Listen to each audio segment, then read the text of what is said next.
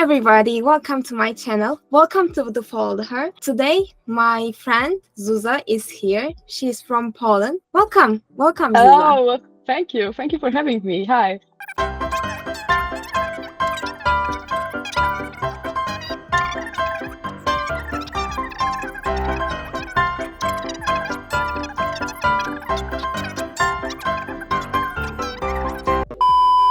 Hi, I'm Zuza, which my full name is Zuzanna, but Zuza is short for it. And I'm Polish. I was born here. I was raised here. I live here. And I'm not planning to move out soon, but maybe.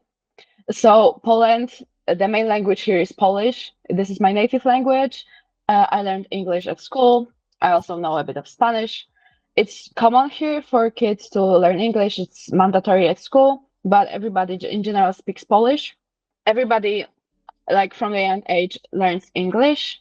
I mean, nowadays it didn't used to be like it. Mostly people knew Russian and German, so it's pretty common for people like my parents and older than them to know Russian and German instead of English.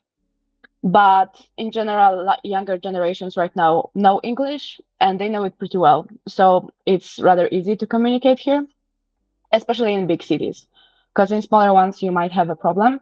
However, I live in the capital in Warsaw, so there's a lot of people that use English here, and I can hear it on the streets. If one thing I know that Polish people hear a lot when they go like out of Poland, that they get mistaken for Russians, or even older people around the world, like really old ones, elders, might think that Poland is a part of Russia, which it used to be, but it's not anymore. So we're not Eastern European, we're Central Europe. And actually the geographical center of Europe is in Poland. So that's also a fun fact for you. As for the language, so Polish, I heard it's one of the hardest in the world, which I cannot judge because I speak it since I was a child. But I know people take it as a challenge to learn it. I also think that if we meet somebody who is from abroad and they speak Polish, that's really impressive to us, even if they make mistakes, because since it's such a hard language and it has a lot of sounds that other languages don't represent at all. So that's definitely challenging, but Polish is beautiful. So Can you give examples from the sounds which we don't have, for example? Okay. Sh, sh, g. We have like You I mean have in sh. Turkish, like Yeah. is it right? Yeah. Sh. But can you say szczęście? Huh? Szczęście? Szczęścia? Szczęście? Szczęścia.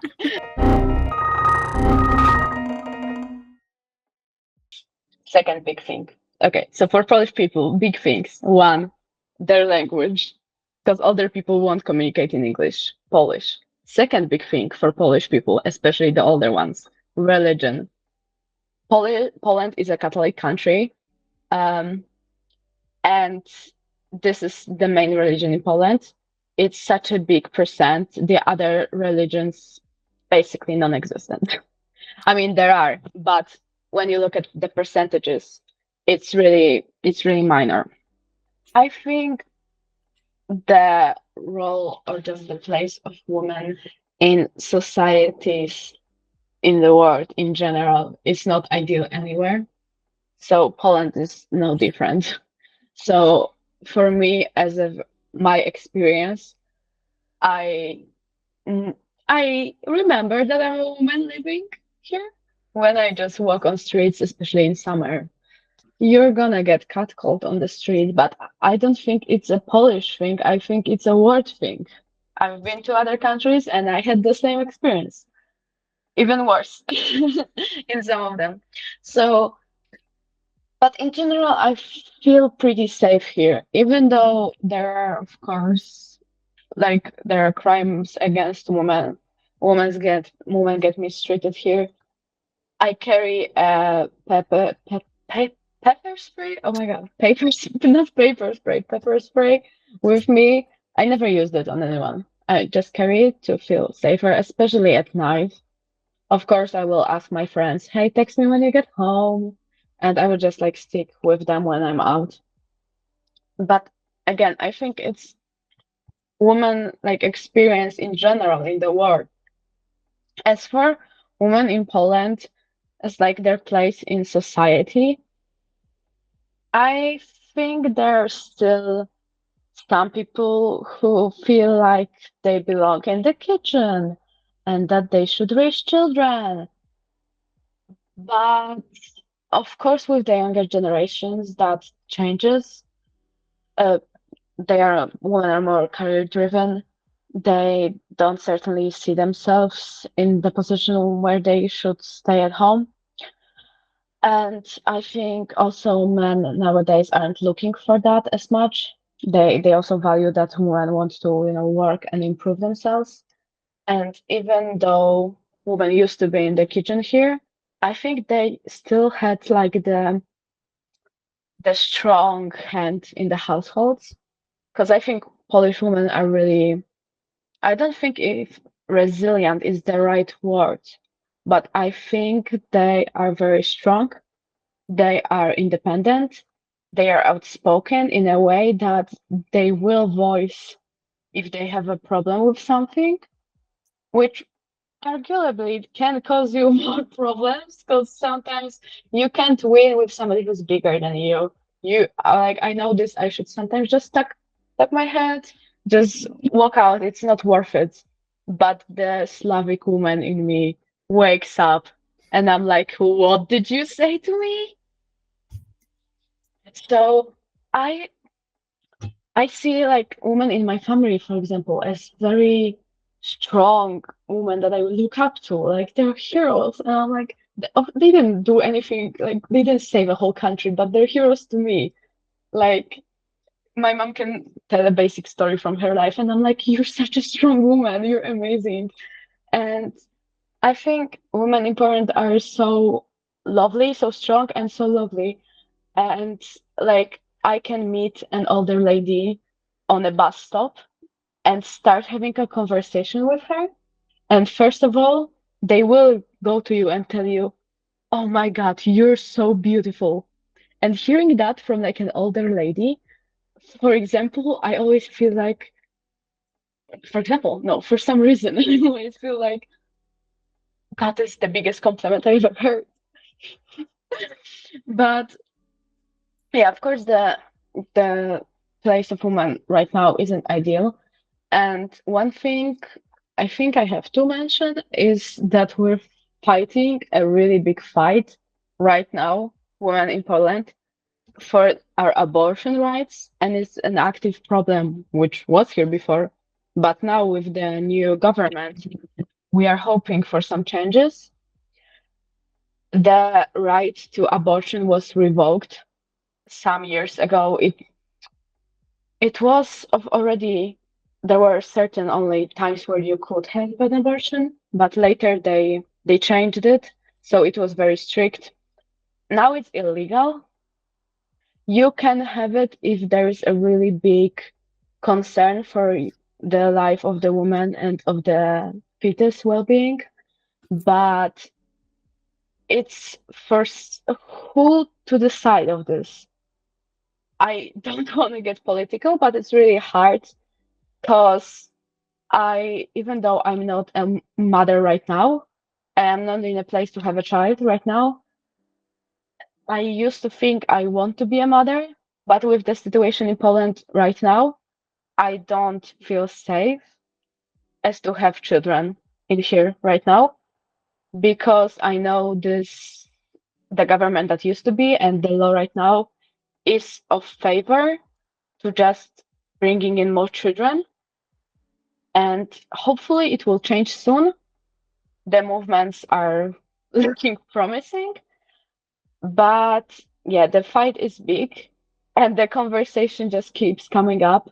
And when I'm walking to uni and I go past the hospital and I see a group of men 50 plus years old protesting that a fetus is a child and it shouldn't be killed because we shouldn't kill innocent, I'm like, go give birth yourself. Because this is a ridiculous conversation. And I think that's one of the biggest like issues for women right now in here. They cannot overlook this. Because of course the crimes against women happen, But like I said, I think they happen in most of the places, and that's a bigger issue to address, of course. I don't think anybody should rest on the pedestal. I don't know if that's a saying in English, but it is in Polish. Uh, and should feel as if they get the royal treatment right now, because it shouldn't be all men's work and it shouldn't be all women's work. And I will always stand by that, that nobody's ever there. One side isn't right, one side isn't wrong. And all of us have to change and adjust. And only that way we can make good change. That if we all accept that our wrongs and see how we can change them into the goods. So if people are open to that change, I see a promising future. Thank you, Zuza. Thank you for coming our interview and sharing your experiences. I really love your perspective and the way you are as a woman. I also really adore you as well. Like how Thank you. spoke for yourself. If you need something or if something is unfair against you, I like the way you talk about it and shut out. So thank you for coming. Thank you for sharing. Thank you. your I appreciate feelings. that. Thank you for having me. That was Of lovely. course. I hope one day we can meet as well, and Yes. I can experience all these things, Yes, with I can. you. So let me close it with the Polish. I hope I can do it. Wait, I will take my paper. Because maybe this process was so long, maybe I cut it, but I want to really put this to the end, So guys, Zuza teach me some Polish a little bit. So I would just say to her, thank you and goodbye. So yeah, let's go. Dziękuję, Zuza. Do zobaczenia. Dziękuję. Do zobaczenia, Celine. Thank you for having me. Do zobaczenia. Wait. Do. Do. Zo. Zo. Ba. Ba. Cze. Cze. Nia. Ja. Nia. Nia. N. As an N. Nia. Jan. No. N. N-I-A. N-I-A. Nia. An. Nia. Nia. Nia. Exactly. Nia. Nia. Nia. I sound like a cat. Nia.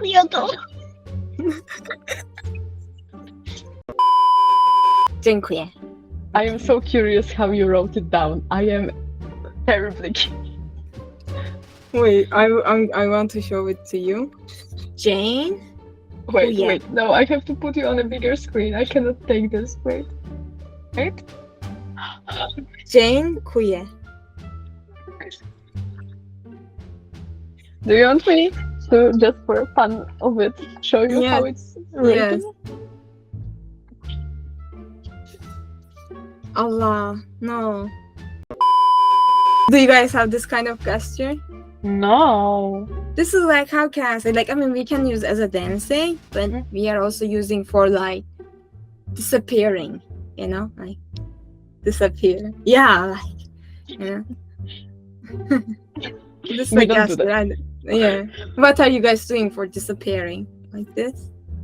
We don't disappear. We usually just exist.